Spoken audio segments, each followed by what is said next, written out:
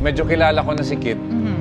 Pinili ko yun kasi favorite ko sa mga rookies namin sa San Miguel yun. Pwede ba yung may favorite? Pwede. Binibigyan ako ng Gcash nun.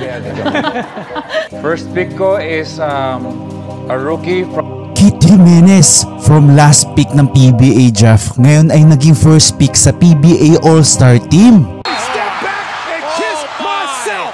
Big time plays, big time plays.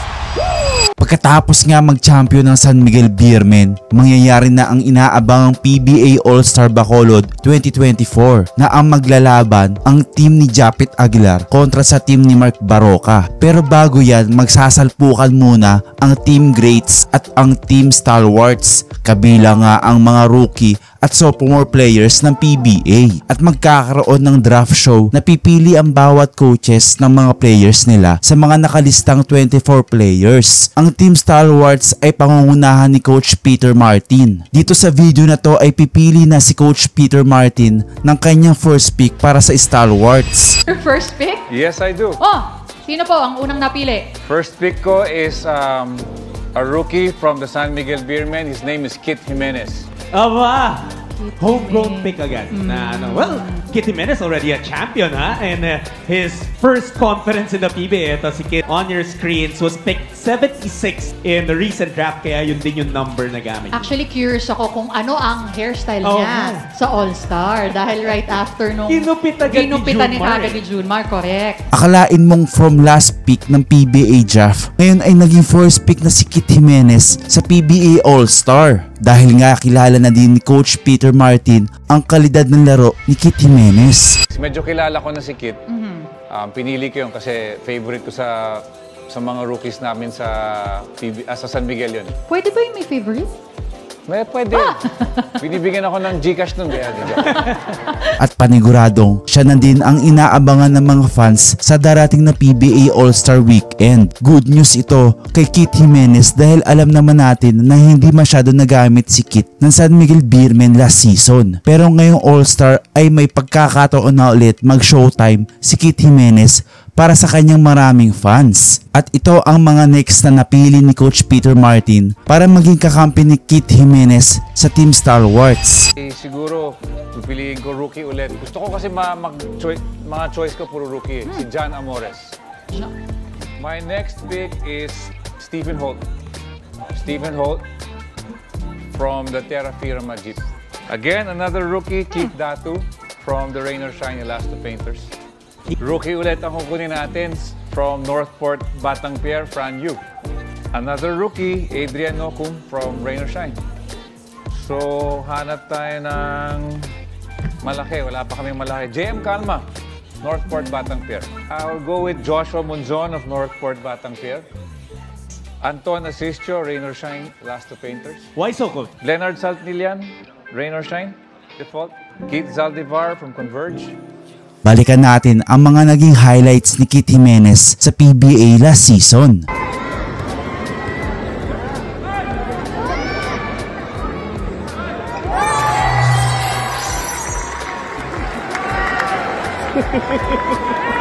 Mas malilit. Substitution. Troy Dalil for 60 minutes.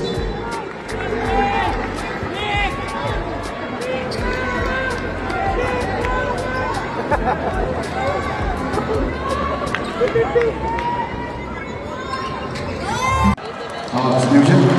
Woo! Woo! 14 seconds on the shot clock.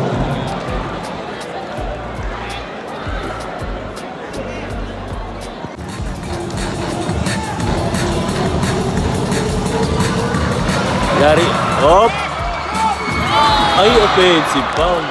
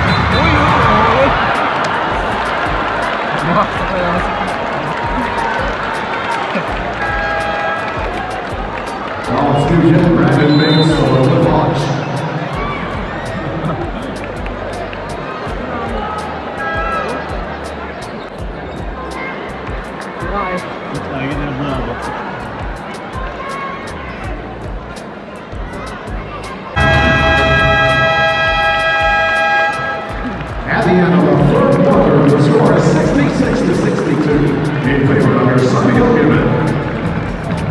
Please welcome back our big girls.